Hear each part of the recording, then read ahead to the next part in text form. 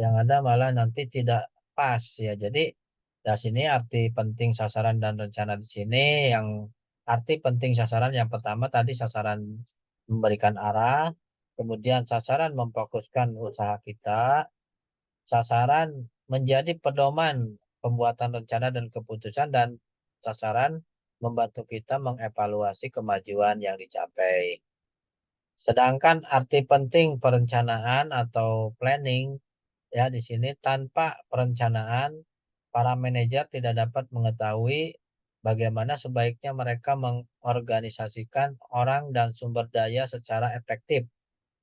Bahkan mereka tidak mempunyai ide yang jelas tentang apa yang perlu kita atau mereka organisasikan. Nah, jadi maksudnya di sini eh, perencanaan di sini harus jelas itu sesuai dengan job desk-nya. Kalau bagian pembelian ya kerjaannya ya pembelian gitu ya. Jadi dalam pasti dalam suatu organisasi manajemen ya di sini perencanaan lah yang istilahnya harus bisa memilah-milah mana bagian ini, mana bagian itu, nah mana bagian produksi gitu ya. Jadi di sini akan mengetahui bagaimana sebaiknya mereka mengorganisasikan orang dan sumber daya secara efektif ya. Maksud efektif di sini ya efektif di sini tidak apa ya istilahnya tidak keluar koridor gitu sesuai dengan bidangnya ya. Soalnya kalau contoh sederhana kalau bagian produksi sama orang yang tidak mengerti produksi itu akan kacau nantinya ya. Nah, itu tidak efektif namanya. Baik, kita lanjut di yang berikutnya yaitu tentang hierarki hierarki rencana organisasi. Di sini ada beberapa, sorry. Nah, di sini ada hierarki. Yang pertama, perencanaan strategik ya. Jadi, rencana yang didesain oleh manajer tingkat tinggi ya untuk memenuhi sasaran organisasi secara luas. Ya, perencanaan strategik di sini. Jadi, eh, didesain oleh manajer tingkat tinggi untuk memenuhi sasaran organisasi secara luas. Jadi, intinya betul-betul kalau seorang manajer itu harus mempunyai rencana yang ke depan gitu ya. Jadi tidak hanya saat ini atau satu langkah di depan, tapi harus 10 kali langkah di depan. Nah, itu adalah rencana strategik yang bagus seorang manajer ya.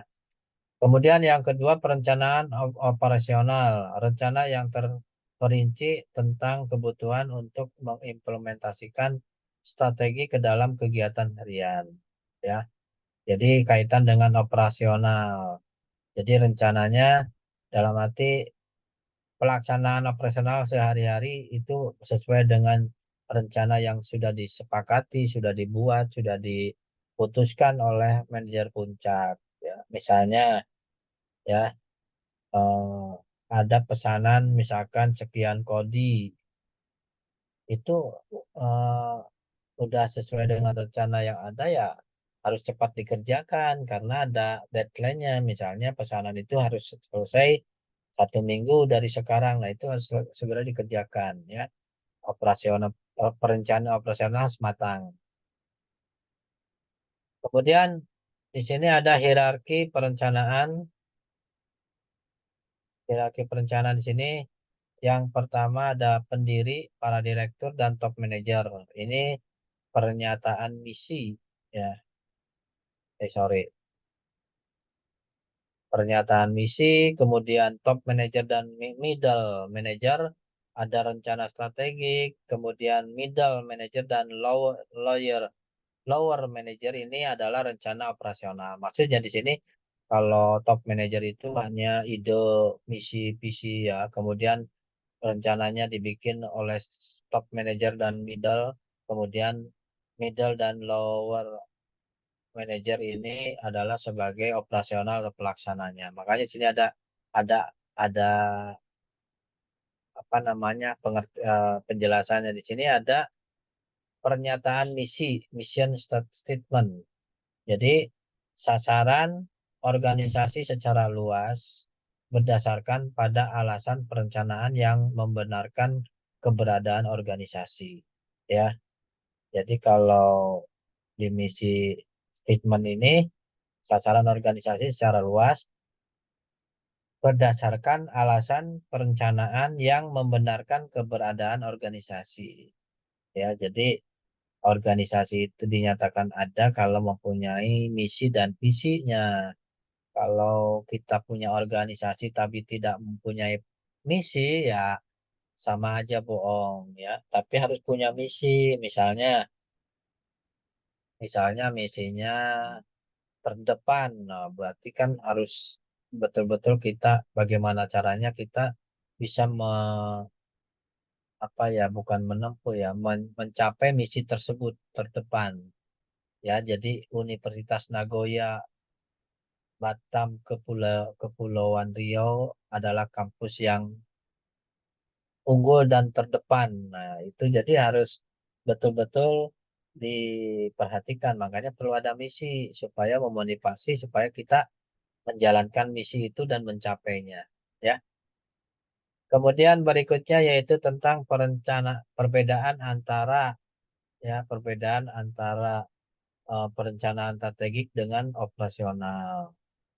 Di sini ada dari segi jangka waktu, dari segi jangka ruang lingkup dan kompleksitas. Jadi dari segi jangka waktu di sini bahwa rencana strategi jangka waktunya melibatkan tahunan, bahkan dekade, sedangkan perencanaan operasional tidak ya. Jadi dalam arti kalau dari segi waktu di sini bahwa perencanaan strategi itu tadi jauh ke depan ya, bisa 5 tahun ke depan. Makanya suka kalau di suatu kampus atau suatu organisasi itu suka ada yang namanya milestone. Milestone di sini adalah tangga tangga suatu tangga yang apa ya, eh, yang merangkak naik ke atas gitu. Jadi buat kita tuh bikin milestone bahwa misi kita akan berhasil di tahun 2025 misalnya. Itu udah di ini kan ada per tahunnya dilaksanakan ini, apa mencapai schedule apa, kemudian merangkak lagi lebih bagus terus sampai tujuan kita di ujung sana di atas itu tercapai. Yaitu rencana strategi yang jangka waktunya bisa 5 atau 20 tahun yang ke depan. Makanya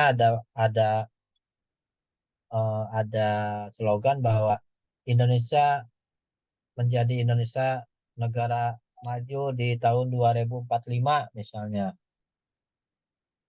Nah, itu jadi sekian tahun ke depan itu harus sudah dicanangkan bagaimana untuk mencapainya begitu. Itu jangka strateginya ya, rencana strategi. Sedangkan rencana operasional itu ya hanya waktu dalam terdekat ya. Misalnya eh, kita untuk mencapai Indonesia maju di 2045 itu dari sekarang harus sudah dilaksanakan.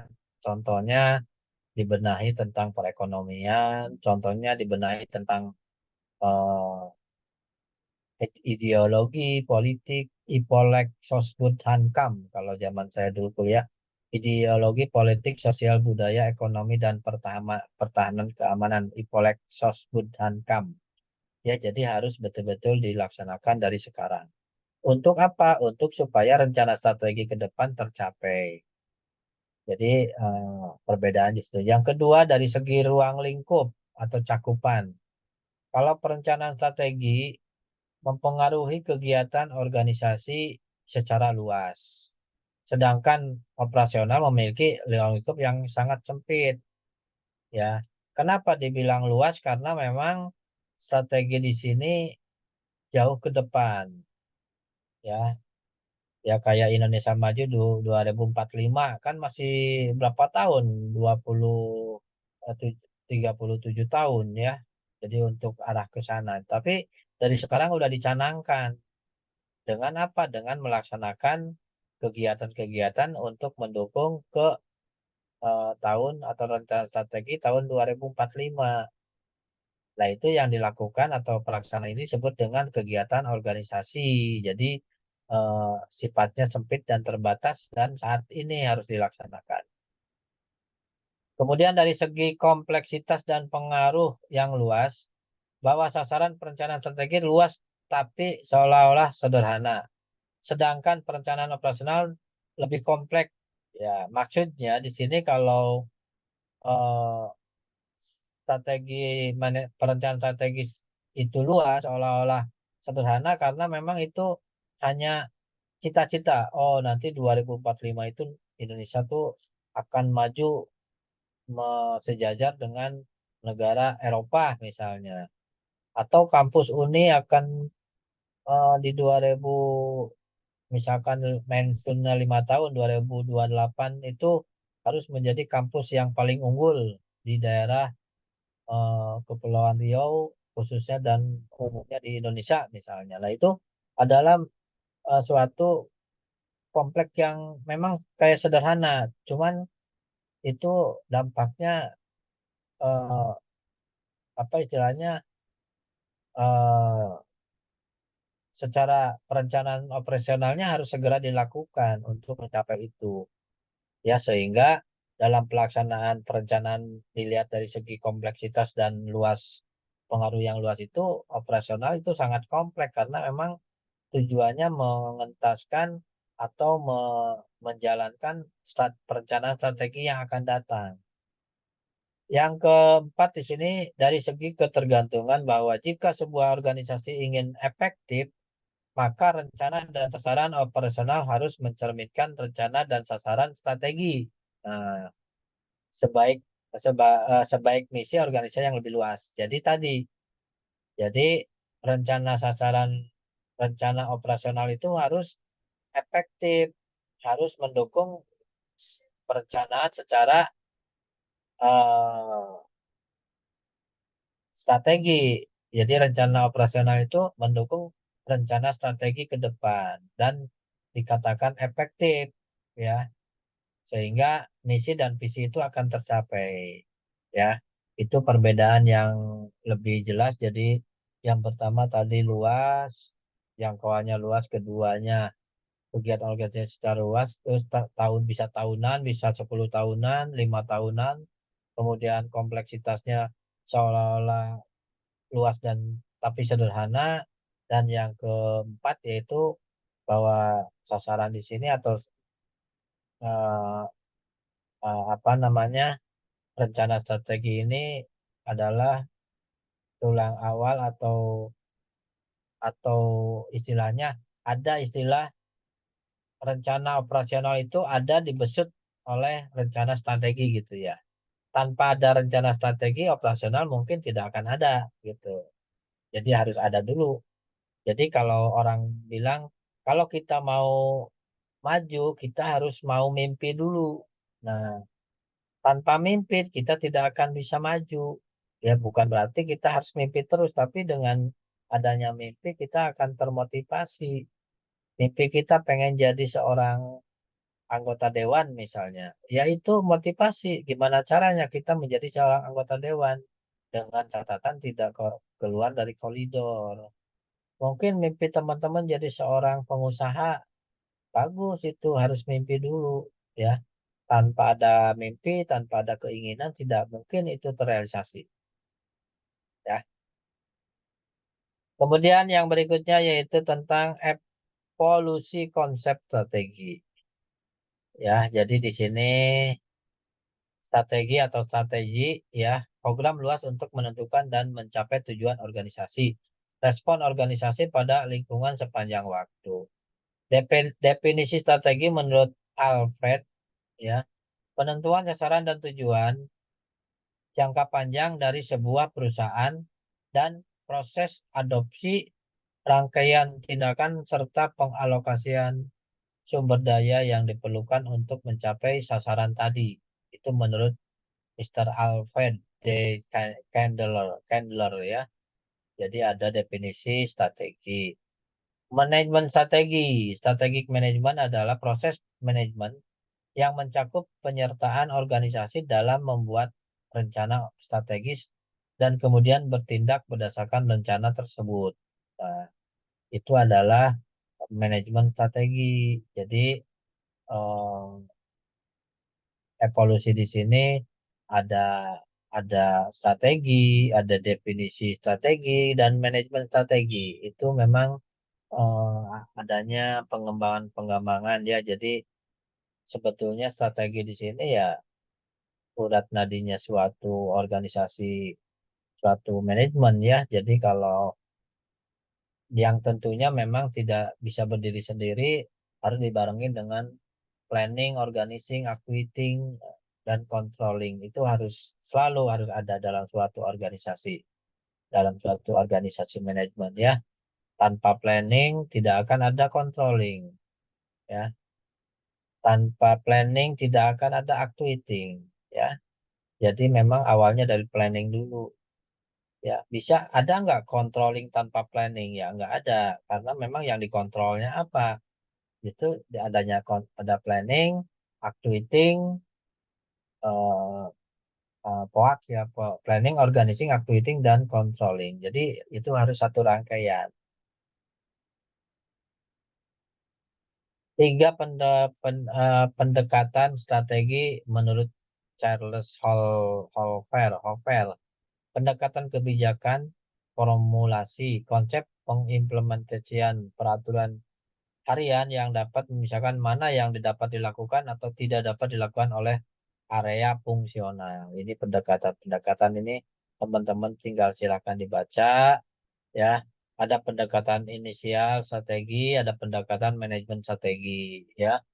Di sini suatu pola didasarkan pada prinsip bahwa rencana keseluruhan dari suatu organisasi dapat digambarkan hanya jika perolehan sasaran dengan kebijaksanaan dan strategi sebagai suatu faktor kunci dalam manajemen operasi dari kegiatan perusahaan. Tinggal dibacalah itu.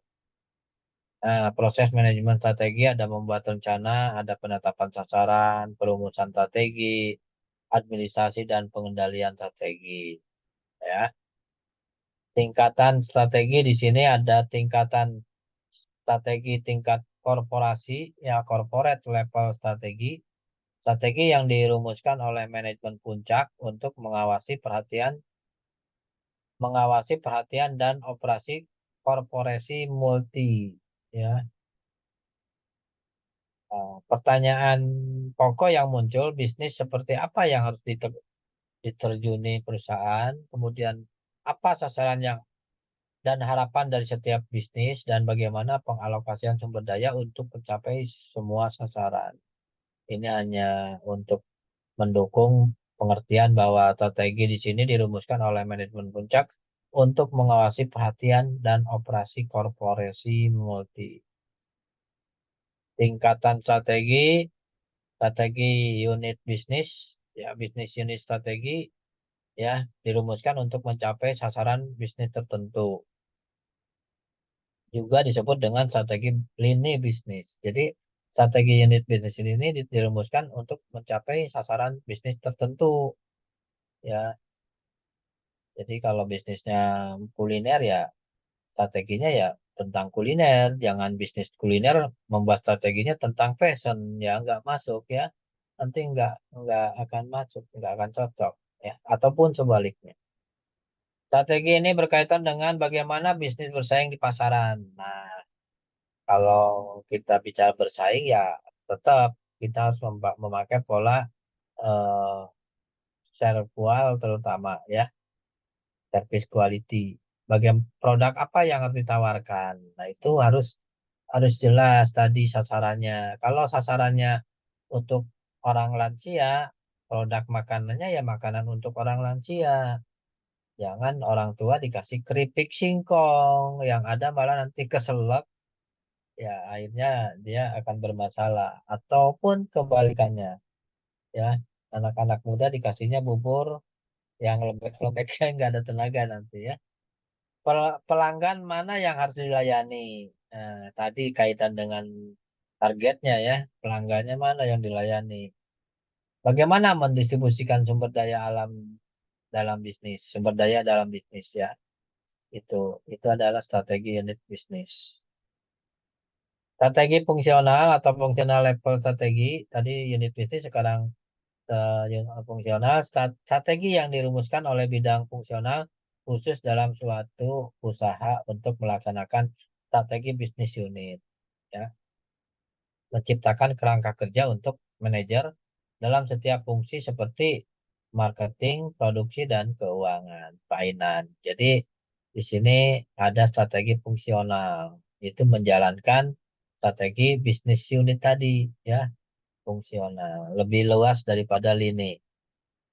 Nah, di sini ada hierarki rencana strategis dan operasional dalam organisasi multi bisnis.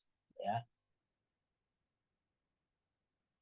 Nah, di sini ada strategi korporasi, ada strategi unit bisnis, strategi fungsional, dan rencana operasional. Ya, jadi memang hierarkinya begini. Ya, jadi korporasi, unit bisnis atau lini, kemudian lebih luas lagi fungsional dan rencana operasional. Isi strategi korporasi di sini, ya, silakan baca teman. Sorry teman-teman, di sini mutu sebagai bagian dari strategi korporasi. Agar manajemen mutu terpadu dapat berhasil, program mutu harus dihubungkan dengan ke beberapa sasaran strategi yang jelas. Usaha memperbaiki mutu harus jelas arahnya, ya. Jadi kalau perlunya adanya controlling itu biar mengetahui apakah produk kita itu diterima nggak sama masyarakat. Mutunya di- lebih bagus nggak daripada kompetitor gitu ya. Sehingga kalau tidak laku pun kita sudah mempunyai gambaran, oh berarti mutunya harus di mutu atau kualitasnya harus diperbaiki. Kemudian pendekatan portofolio korporasi, manajemen puncak mengevaluasi setiap unit bisnis korporasi yang bervariasi dengan mempertimbangkan pasar dan sifat internal. Salah satu contoh terbaik dalam pendekatan portofolio koperasi adalah kerangka kerja portofolio Boston Consulting Consulting Business. Ya, jadi ada eh, consulting bisnis ya. Di sini ada grupnya, itu salah satu contoh bahwa dalam pendekatan portofolio korporasi.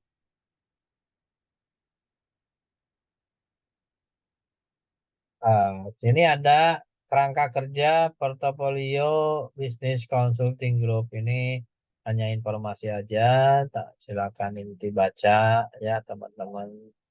Itu ada di sini ada bintang tanya, tanda tanya, Saptikas ini hanya portofolio Boston ini penjelasan dari sana, nggak usah dibahas ya, nggak terlalu ini.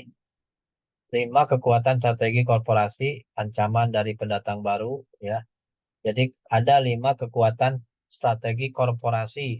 Satu, ancaman dari pendatang baru. Dua, daya tawar pembeli atau pelanggan, ya. Misalnya kekuatan ekonominya. Daya tawar pemasok, ya. Kemudian ancaman dari produk substitusi. Kemudian yang kelima, persaingan di antara pesaing. Ada kompetitor dengan mempunyai produk yang serupa. Itu adalah 5 kekuatan yang memang menjadikan suatu kekuatan untuk strategi korporasi ya. Jadi adanya ancaman dari pendatang baru itu maksudnya apabila kita membuka atau mempunyai suatu bisnis, itu ada ancaman dari pendatang baru, orang yang mempunyai modal, kemudian mendirikan dengan produk yang sama. Nah, itu suatu ancaman dalam hal bisnis ya. Kemudian daya tawar pembeli, ya bisa jadi ini musiman ya. Kalau kemarin mungkin musim pandemi banyak orang yang kena PHK sehingga daya belinya akan menurun. Nah, itu juga akan pengaruh ya. Daya tawar pemasok. Ya, pemasok juga mungkin pengen lebih tinggi barang yang dipasok dia harganya tinggi. Kemudian ancaman dari substitusi, produk substitusi, produk pesaing atau mungkin dalam hal ini produk yang dibikin oleh pemerintah juga persaingan di antara pesaing ya adanya kompetitor yang masing-masing kompetitor itu tidak sama. Kadang ada yang eh, persaingannya sehat, kadang ada yang persaingannya tidak sehat gitu ya. Nah, di sini 5 kekuatan strategi korporasi tadi ada ancaman peluang pendatang baru, kemudian kekuatan tawar-menawar dari pemasok, ya, industri berebut kedudukan di antara pesaing yang sudah ada. Nah, pasti ini direbutkan ya. Kadang-kadang pelanggan itu diperebutkan sama pembisnis ya, konsumen itu. Udah di saya aja harganya murah, kualitas bagus. Di saya aja ini bahannya misalnya ya strategi marketing kan macam-macam ya. Misalkan hanya limited edition gitu ya. Harganya murah. Di saya aja beli satu gratis satu lah. Itu macam-macam ya. Strategi marketing itu macam-macam. Nah, di sini istilahnya don't fight till tomorrow. Kenapa mesti nunggu besok? Apa yang bisa dikerjakan untuk hari ini? Intinya, kenapa mesti nunggu besok kalau sekarang bisa dikerjakan yang terbaik? Itulah dari saya. Mudah-mudahan teman-teman ada yang mau bertanya, silakan. Sampai di sini, eh, ada yang mau ditanyakan, silakan. Masih ada waktu sekitar 15 menit dari sekarang untuk ke berakhirnya mata kuliah ini. Silakan.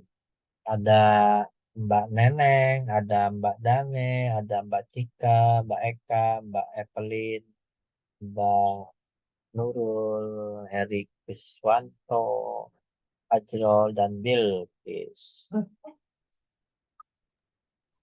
Tadi sama kamera lagi di jalan. Kenapa? Di jalan Pak, jadi nggak bisa. Oh, Mbak Neneng lagi di jalan. Boleh hati-hati Mbak, jangan lihat kanan kiri ya, takut depan ada kebo. Silakan. Ya paham Mbak We. Mbak Dame ada yang ditanyakan Mbak Dame monggo. Kalau Mbak Neneng lagi di jalan itu, entah naik mobil, entah naik motor, jangan lihat kanan kiri, takut di depan ada kerbau lewat. Mbak Eka, silakan salah Sabila ada yang mau ditanyakan atau nanti materi akan biasalah, seperti biasa akan saya share di grup, termasuk rekaman dari mata kuliah ini. Sebetulnya kan di sini ada berapa orang ya kelas ini, Mbak Dame? 18 orang ada. Hmm, nanti saya cek balik lagi Pak, yang join ke ini Ya, ke grup, yang join ke grup itu ada 19 orang, berarti 18 lah Pak. Ini iya. mahasiswa. Seharusnya. Iya, berarti ada 7 yang nggak masuk. Mungkin lagi ada di jalan juga kayak Mbak Neneng. Mungkin Iya benar lagi, Pak. iya, lagi balapan sama Mbak Neneng lalu ini mungkin.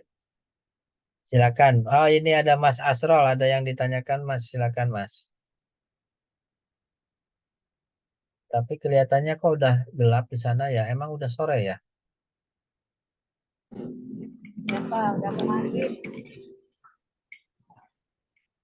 Silakan. Ada yang didiskusikan untuk materi ini. Jadi intinya kalau kita mempunyai bisnis apapun, baik itu barang ataupun jasa, kita harus mempunyai strategi bisnis yang baik ya. Jadi rencana strategi yang baik.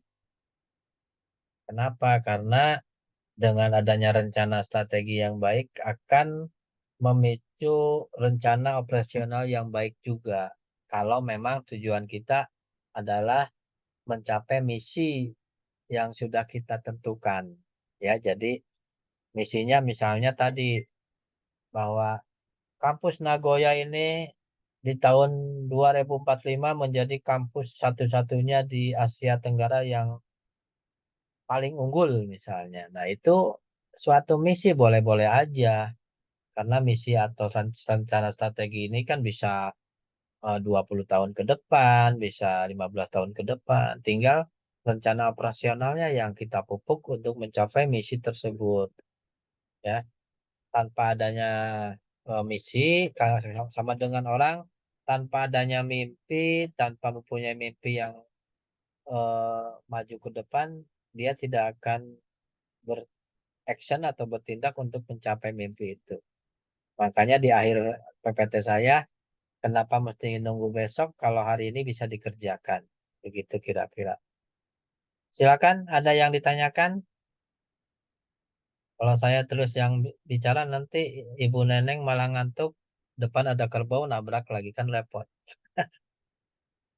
Oh iya, Mbak Neneng. Hati-hati Ya, Mbak Neneng. ya Iya lagi. Pak. Lagi arah pulang atau arah kemana ini? Pulang Pak dari Sagulung.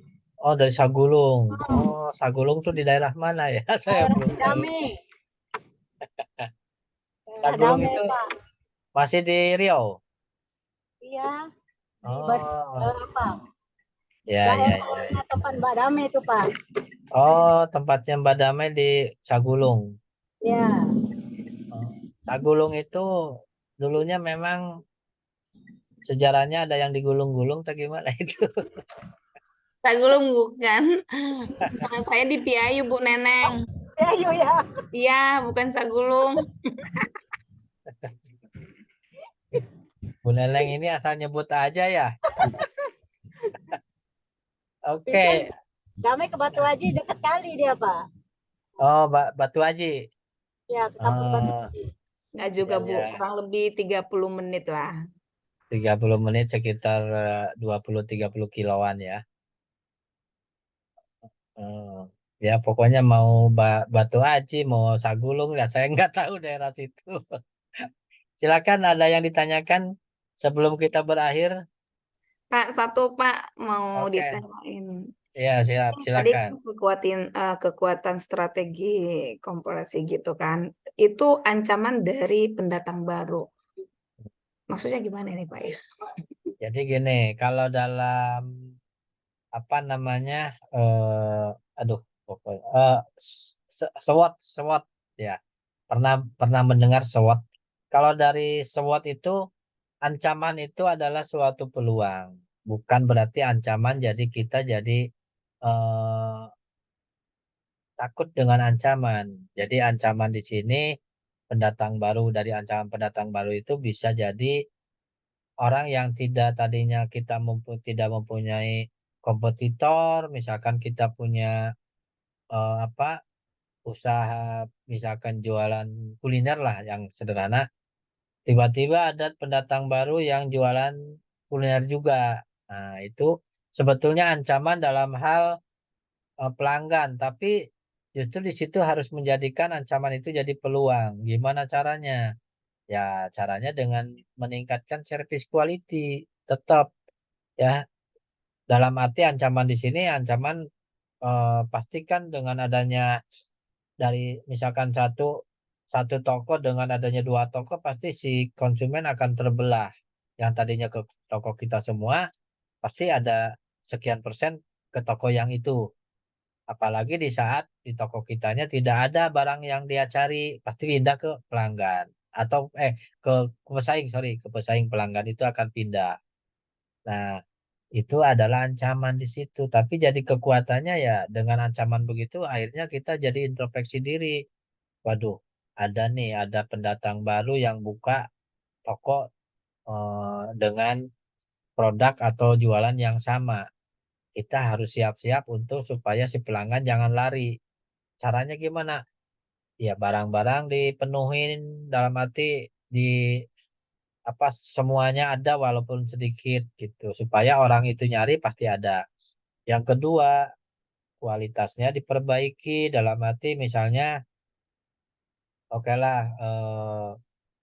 ada yang beli air galon misalnya, harus servis ditingkatkan, dianterin lah galonnya. Ya, otomatis kan pasti ada kos tambahan, tapi dengan itu pelanggan tidak akan lari dari kita. Tuh. Jadi itulah yang disebut dengan ancaman di sini, ancaman dalam tanda positif ya. Ancaman pendatang baru yang menjadi peluang buat kita. Ya, kelemahan kelemahan orang itu yang pendatang baru kan dia belum mengenal Medan gitu ya. Medan di situ itu ekonominya gimana sih gitu. Orang-orangnya gimana sih gitu kan. Nah, itu adalah peluang bagi ya pembisnis yang awal. Gitu kira-kira. Jadi bukan ancaman dalam tanda kutip eh, ancaman kayak apa ya namanya ya teror-teror begitu bukan. Ini dalam hal bisnis ancaman di sini ya tadi pasti terpecah lah si pelanggan. Tinggal eh, strategi kita gimana caranya si pelanggan itu masih tetap ke toko kita kalaulah kita bicara bisnisnya toko ataupun jasa ya. Tapi kadang-kadang kan orang kita itu eh, dengan adanya pendatang baru kita akhirnya memakainya caranya yang kurang bagus, kurang elok gitu ya. Misalnya menyebarkan isu hoax-hoax yang tidak baik, itu tidak baik bagi kesehatan ya. Kalau begitu. Misalnya ada orang jualan bakso ini ramai itu enggak, bilangnya itu pakai dukun. Nah, kayak gitulah orang kita. Sebetulnya bukan dari situ ya. Pelanggan sih punya hak di mana aja mereka beli, tinggal kalau kitanya kualitas bagus, harganya terjangkau, orangnya ramah, pasti ke kita. Itu adalah satu contoh sederhana. Dalam berbagai macam bisnis, baik itu jasa maupun barang. Gitu. Ya, ada yang lain silakan. Ada 5 menit lagi untuk kita berpisah sampai ketemu minggu depannya. Oke, Ya, berarti memang kita di sana dituntut untuk tetap menjaga dari segi quality juga bahan yang kita perjualkan seperti itu juga ya Pak ya. jelas, jelas kualitasnya bagus, servisnya ditingkatkan, harga jangan seenaknya ditaikin gitu ya. Walaupun naik juga bertahap. Jangan yang tadinya harganya 1.000 jadi 3.000 itu udah mencekik konsumen namanya ya. Mentang-mentang tidak ada pesaing, harga seenaknya sendiri kan nggak bisa begitu. Ya, jadi tetap berbagai macam, apalagi jasa. Ya, apalagi jasa ini kalau sekalinya orang itu tidak percaya ke jasa kita ya kita akan ditinggalkan karena orang itu akan cerita sama orang lain juga. Jangan ke situ. Walaupun dokter giginya bagus tapi ternyata gini gini gini. Nah, itu ya jadi jasa di sini harus betul-betul kualitas itu harus betul-betul diperbaiki, dijaga lah istilahnya. Termasuk termasuk kampus ya. Kadang-kadang kan ada dosen yang eh, zaman-zaman saya dulu masih muda itu ada dosen yang killer. Dia betul-betul kalau ngasih nilai itu udah galak, pelit lah, pokoknya diborong sendiri gitu. Apa yang terjadi? Kan demo lah mahasiswa. Nama baik kampus jadi jelek.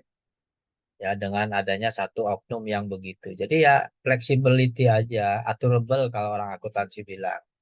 Ya, bimbingan ya susah ditemuin. Jadi si mahasiswa yang nyari. Nah, itu juga salah satu service quality.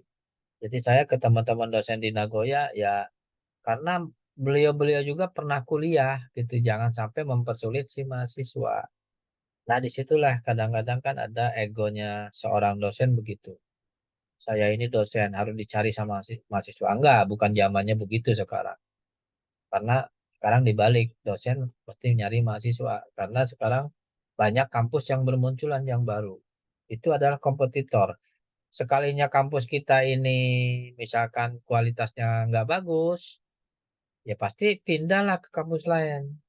Yang tentunya dengan kualitas dan harga yang sama misalnya. Gitu, itu salah satu. eh, Pokoknya semua, baik itu tadi jasa terutama harus ditingkatkan. Kalau Nagoya pengen menjadi jadi kampus yang terunggul di Kepulauan Riau ya betul-betul harus menciptakan kualitas yang baik, baik itu kualitas pengajaran, kualitas didikan, kualitas dosen, dan kualitas nanti si mahasiswanya, ya. Karena kalau kualitas mahasiswanya bagus, kualitas dosennya juga bagus, ya itu akan nama baik kampus akan naik juga. Nilai jual juga akan naik. Ya, bahkan akan dicari sama calon mahasiswa yang akan datang.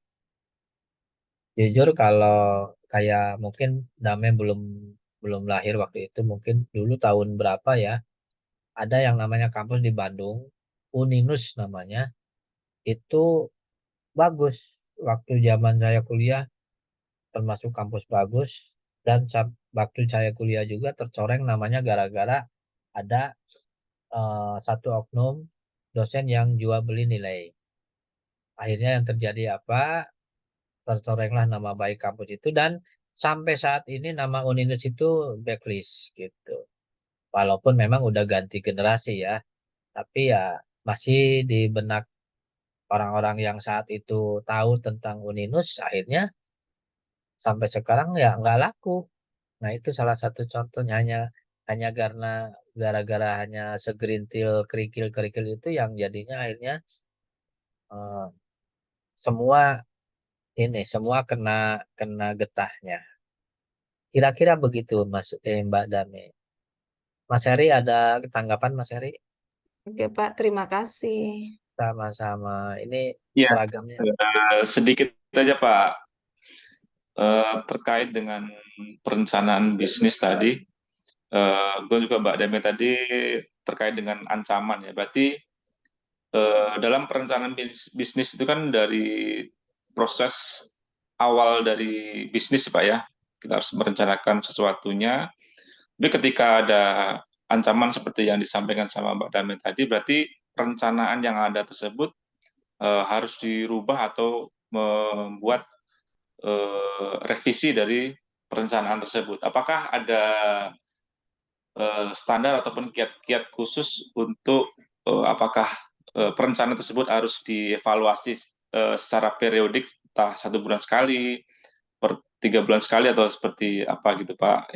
Ya, ya. Jadi tentu saja ya yang namanya perencanaan itu memang kita tidak tahu di depan itu akan ada apa. Misalnya kita perencanaan ini seandainya perencanaan kita mau berangkat ke kampus Nagoya, kita tidak tahu di depan itu ada misalnya ada mobil yang menghalangi. Nah, akhirnya kan berubahlah rencana itu gitu. Dalam arti bukan berubah dari nol, tapi gimana caranya supaya bisa nyampe kampus tapi tidak terlalu telat, tapi bisa nyampe kampus. Nah, sama halnya dengan orang bisnis, rencana kita memang awalnya mulus-mulus saja. Tetapi di saat perjalanan eh, bisnis itu berjalan, adalah pendatang baru. Mungkin sekarang orang-orang misalnya ada toko-toko orang Madura lah, orang mana, Batak lah, apa orang-orang apalah. Jadi maksudnya banyak pesaing-pesaing dari kita. Nah, yang tadinya rencananya misalkan dengan hanya sekitar atau servis kualitinya hanya separoh misalnya, karena ada pendatang baru yang merupakan suatu ancaman buat bisnis itu, akhirnya si namanya rencana itu pasti ada revisi, atau dengan cara adanya pengendalian dulu di kontrolnya. Jadi di kontrol di sini tidak tidak harus nunggu 1 tahun periode, bisa jadi 1 bulan dikontrol kontrol dulu, evaluasi dulu, apakah dengan adanya pendatang baru itu sangat pengaruhnya sangat signifikan enggak sama profit yang punya kita. Kalau signifikan pengaruhnya, ya baru dievaluasi rencana apa nih yang harus dilakukan supaya si pelanggan tetap ke kita. Tapi kalau pengaruhnya tidak signifikan, hanya 0, sekian persen, ya lanjut aja dengan rencana awal. Ya, makanya perlunya adanya controlling ini di sini begitu. Tujuannya supaya kita atau eh, si yang punya perusahaan atau bisnis kita itu akan lebih tahu bahwa apabila rencana ini dilaksanakan terus, ada hambatan, ada kompetitor nih. Gimana supaya kompetitor tetap tidak bisa mengambil pelanggan kita. Nah, adanya revisi rencana boleh. Kalau gitu tidak harus kita memaksakan diri rencana awal begini harus terus dijalankan, nggak juga. Sesuai dengan kondisi dan keadaan. Jadi tetap eh, dengan adanya ancaman begini otomatis adanya tadi kalau bisa dikatakan revisi ya revisi perencanaan supaya apa? Supaya rencana awal itu tetap tercapai gitu.